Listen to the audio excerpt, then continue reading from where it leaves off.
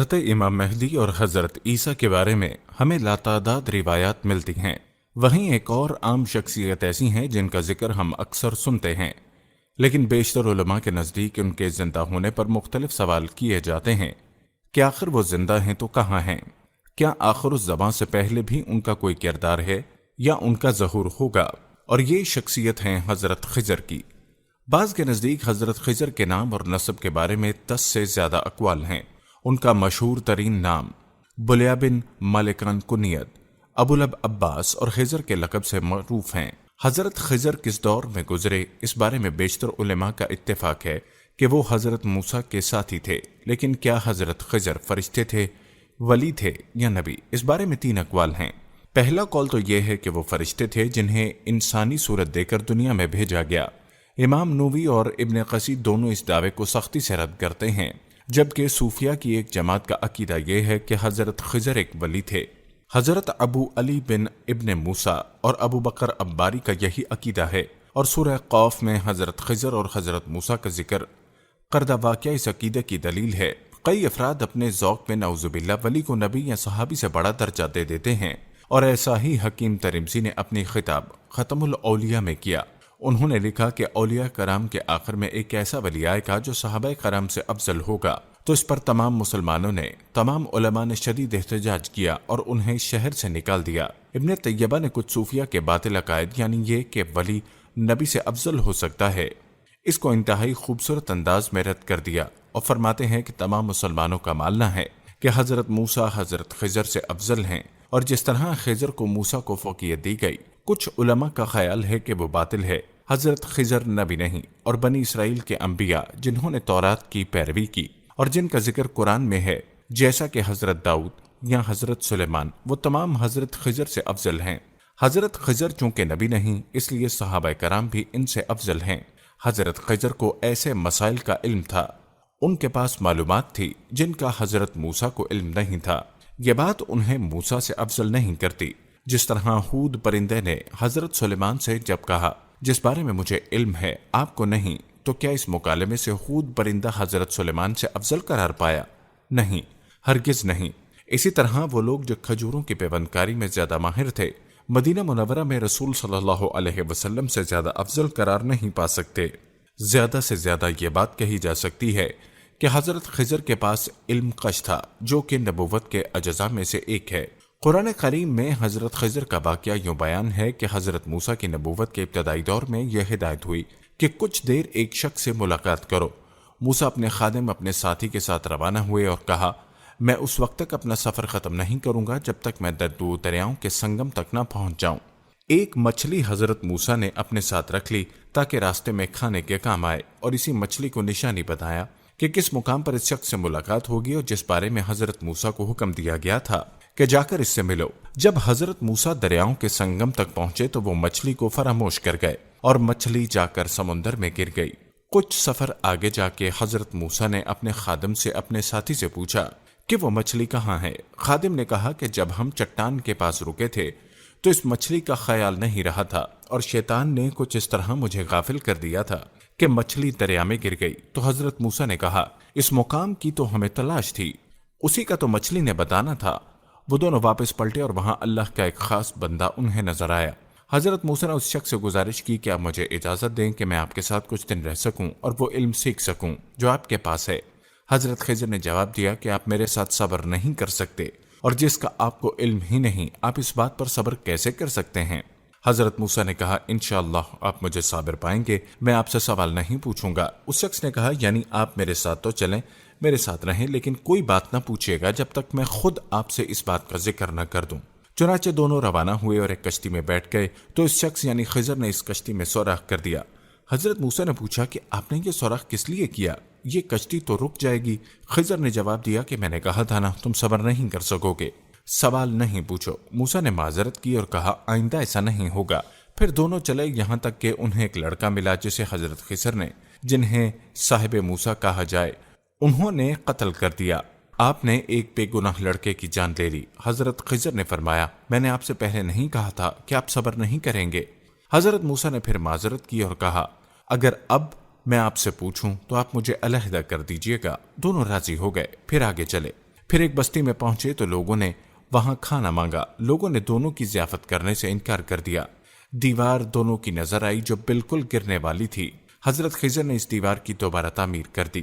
موسیٰ نے پھر پوچھا اور کہا، یہ آپ نے کیا کیا؟ اس کام کی تو آپ کو اجرت ملنی چاہیے ان لوگوں سے، انہوں نے تو ہمیں کھانا بھی نہیں کھلایا۔ اس پر حضرت خضر نے کہا، بس اب میرا اور آپ کا ساتھ یہیں ختم ہوا۔ اب میں ان باتوں کی حقیقت آپ کو بتاتا ہوں جن پر آپ سے صبر نہ ہو سکا۔ کشتی کا معاملہ یہ تھا کہ وہ چند غریب لوگوں کی تھی جو دریا میں محنت مزدوری کرتے تھے۔ میں نے اس میں سوراخ اس لیے کیا تھا کیونکہ آگے ایک ایسا بادشاہ رہتا تھا جو ہر صحیح سلامت کشتی کو زبردستی لوگوں سے چھین لیتا تھا۔ میں نے اس میں عیب ڈال دیا تاکہ وہ غریب لوگوں سے چھینی نہ جا سکے۔ وہ لڑکا جسے میں نے قتل کیا تھا وہ نافرمان لڑکا تھا جب اس کے والدین مومن تھے، اس لیے میں نے اس کو قتل کیا کہ ان کا رب اس لڑکے کے بدلے انہیں ایسی اولاد عطا کرے جو اپنے اخلاق میں بھی بہتر ہو اور اپنے والدین کی خدمت کرے۔ جبکہ دیوار والا معاملہ یہ ہے کہ وہ چند یتیم لڑکوں کی تھی جو شہر میں رہتے تھے۔ اس دیوار کے نیچے خزانہ دفن تھا، ان کا باپ نیک تھا، اس لیے تمہارے رب نے چاہا کہ یہ دونوں لڑکے بڑے ہو جائیں تو یہ خزانہ وہاں سے نکال لیں۔ یہ سب تمہارے رب کی رحمت سے ہوا ہے، میں نے کچھ نہیں کیا، لیکن تم ان حقائق پر صبر نہیں کر سکے۔ یہ واقعہ اللہ اکبر اللہ اکبر اللہ۔ یہ واقعہ سورہ کہف کی آیات 60 سے 82 کے دوران بیان ہوا۔ علماء کا کہنا ہے کہ حضرت خضر نبی تھے، اگر ولی ہوتے تو موسیٰ سے اس انداز میں مخاطب نہ ہوتے، چنانچہ وہ ایک پیغمبر تھے۔ حضرت خضر کی زندگی اور نبوت کے بارے میں علماء میں اختلاف ہے۔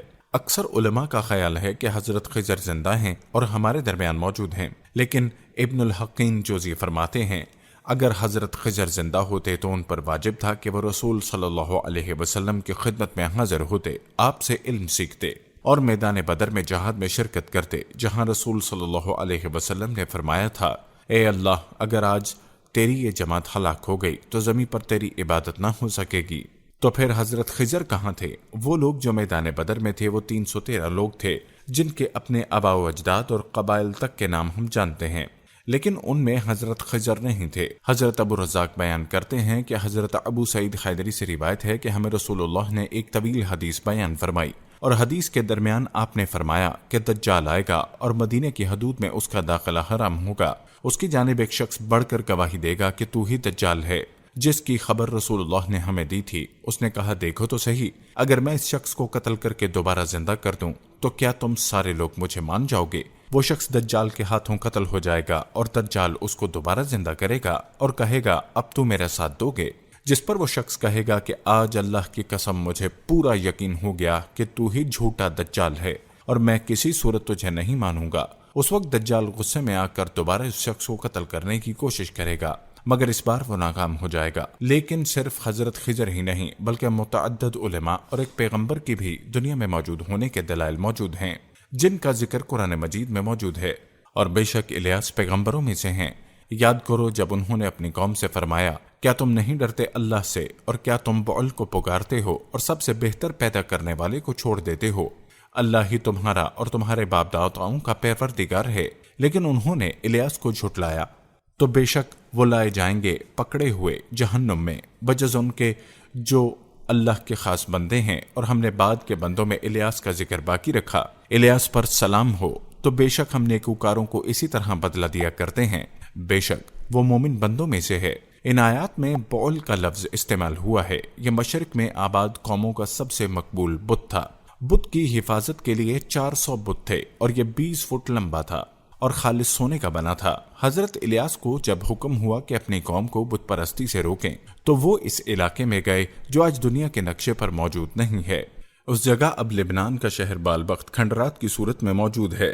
حضرت الیاس نے قوم کو روکا لیکن وہ اپنے بادشاہ اور ملکہ کی اطاعت کر رہی تھی۔ انہوں نے حضرت الیاس کو رد کر دیا اور بادشاہ نے حکم دیا کہ جو بت کی پوجا نہیں کرے گا وہ قتل کر دیا جائے گا۔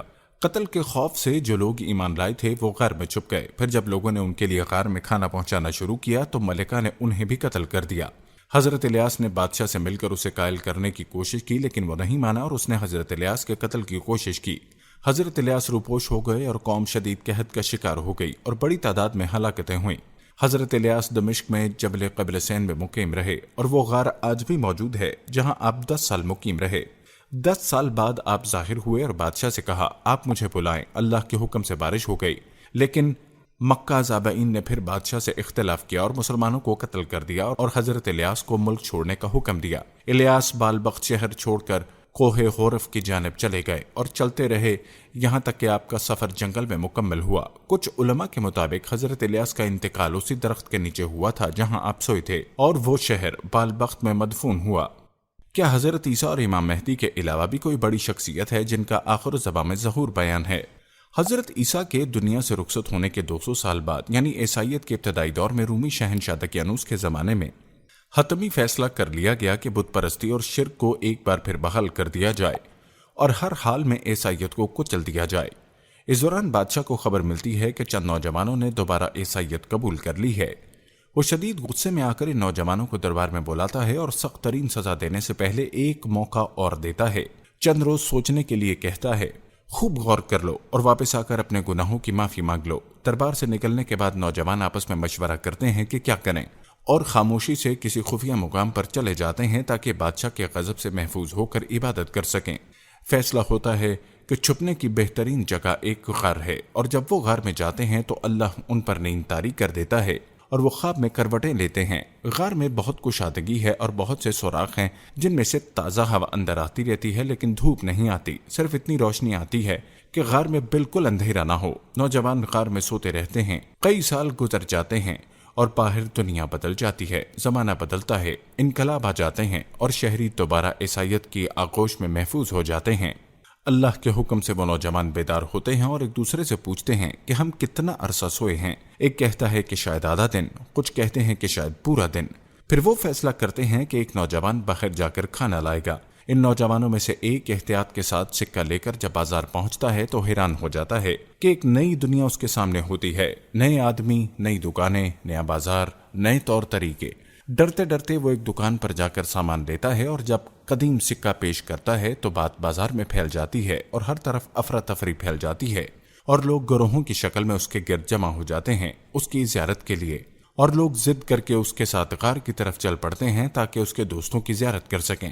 اہل غار جب اس ہجوم کو اپنی طرف آتا دیکھتے ہیں تو گھبرا جاتے ہیں کہ وہ پکڑے گئے ہیں اور یہ سپاہی ہیں جو ان کی طرف آ رہے ہیں۔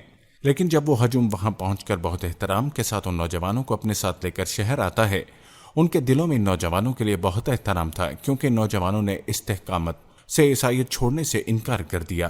لوگ چاہتے تھے کہ وہ نوجوان لوگوں کی رہنمائی کریں اور حکومت سنبھال لیں، لیکن ان نوجوانوں نے انکار۔ حضرت عبداللہ بن عباس سے روایت ہے کہ قریش نے مدینے کے یہودی علماء سے کہا کہ وہ انہیں چند ایسی باتیں بتائیں جن سے وہ حضور کا امتحان لے سکیں۔ مایا آہوجا، سچ اور جھوٹ میں کیا فرق ہے؟ کوئی فرق نہیں ہے۔ ایز اے لائر مڑوڑ نہ آنا چاہیے۔ یہودیوں نے قریش سے کہا کہ وہ حضور سے 3 امور کے بارے میں دریافت کریں: اصحاب کہف، ذوالقرنین اور روح۔ رسول اللہ نے ان نوجوانوں کا ذکر کیا۔ قرآن مجید میں یہ اصحاب کہف اور کہف رقیم کہلائے۔ کہف کا مطلب وسیع غار اور رقیم کے معنی میں اختلاف ہے۔ چند علماء اس سے مراد لکھی ہوئی چیز لیتے ہیں اور کچھ کے مطابق یہ وہ پہاڑی تھی جہاں وہ لوگ مقیم تھے۔ اصحاب کہف کتنے نوجوان تھے اس بارے میں اختلاف پایا جاتا ہے، اور قرآن مجید میں فرمایا گیا ہے کہ کچھ کہتے ہیں کہ وہ 3 تھے اور چوتھا ان کا کتا تھا، اور کچھ لوگ کہتے ہیں کہ وہ لوگ 5 تھے اور چھٹا ان کا کتا تھا، اور کچھ لوگ کہتے ہیں کہ وہ 7 تھے اور 8واں ان کا کتا تھا۔ کہہ دیجئے کہ میرا رب ان کی گنتی اور تعداد کو خوب جانتا ہے، تھوڑے ہی لوگ ان کی تعداد کو جانتے ہیں، لہٰذا آپ ان کے بارے میں جھگڑا مت کریں اور نہ ہی ان سے کچھ پوچھیے۔ سورہ کہف کا شمار ان صورتوں میں ہوتا ہے جن میں بہت سے راز کھولے گئے ہیں، مثلا اصحاب کہف، حضرت موسیٰ کا علم حاصل کرنے کے لیے حضرت خضر کے ساتھ سفر، اور حضرت ذوالقرنین کا تذکرہ۔ وقت کے خاتمے کی بہت ساری علامتیں سورہ کہف میں موجود ہیں۔ ایک اور حدیث مبارکہ میں یہ ہے، جو کوئی اس دجال کے دوزخ میں داخل ہو تو اسے اللہ کی پناہ میں آنے دو اور سورہ کہف کی ابتدائی آیات کی تلاوت کرو۔ یہ ان کے لیے بالکل اسی طرح امن و سکون کی علامت ثابت ہوں گی جس طرح آگ حضرت ابراہیم کے لیے سلامتی اور فرحت بخش بن گئی تھی۔ اہل سنت کے مطابق امام مہدی کا ظہور ایک خاص مقام پر ہونا ہے، اور اہل تشیع کے مطابق امام مہدی پیدا ہو چکے اور ایک غار میں مقیم ہیں، ان کا ظہور ایک خاص وقت پر ہوگا، اور اس کے متعلق دلیل میں اہل تشیع انہیں اصحاب کہف کا ذکر کرتے ہیں، جو غار میں 300 شمسی یا 309 قمری سال مقیم رہے اور پھر زندہ ظاہر ہوئے۔ جیسا کہ پہلے بیان ہو چکا ہے کہ عرب بادشاہ کی موت کے بعد امام مہدی ظاہر ہوں گے اور بیت اللہ کے طواف کے دوران ان کی پہچان ہوگی اور لوگ ان کے ہاتھ پر بیعت کریں گے۔ جیسا کہ پہلے بیان ہو چکا کہ عرب بادشاہ کی موت کے بعد امام مہدی ظاہر ہوں گے اور بیت اللہ کے طواف کے دوران ان کی پہچان ہوگی اور لوگ ان کے ہاتھ پر بیعت کریں گے۔ مسلمانوں کا ایک لشکر جو ان کی طرف بڑھ رہا ہوگا زمین میں دفن ہو جائے گا اور امام مہدی اپنے ساتھیوں کے ساتھ مل کر ان خونی جنگوں کا آغاز کریں گے جن کے بارے میں خبر دی گئی ہے۔